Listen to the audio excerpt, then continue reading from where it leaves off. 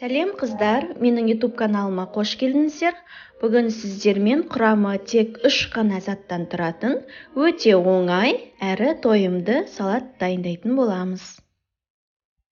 Ол үшін бізге тұздалған қияр, колбаса және 2 дана жұмыртқа қажет болады. Тұздалған қиярымызды ұзынша етіп турап аламыз. Қалыңдығын жіңішке етіп тураймыз.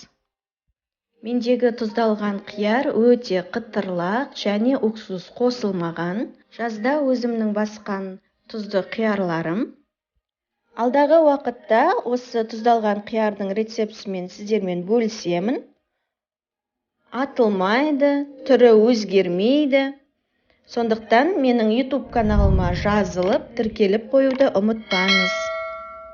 Колбасаларымызды жіңішке, ұзынша етіп тураймыз.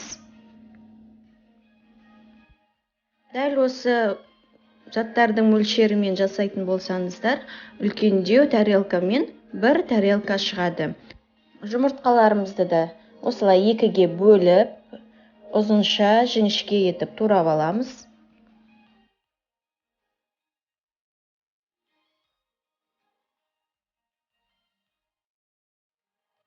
Кез келген аскөкті қолдана берсеңіздер болады, егер аскөк болмаса, қоспасаңыздар да болай береді.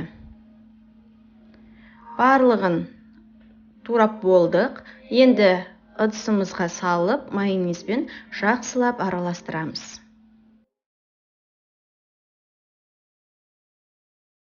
Мінекей біздің салатымыз дайын болды, араластырып болдық. Енді тарелкамызға жақсылап әдемі етіп саламыз. Астарыңыз дәмді болсын. Сіздерге ұнайды деген ойдамын. Жасап көріңіздер.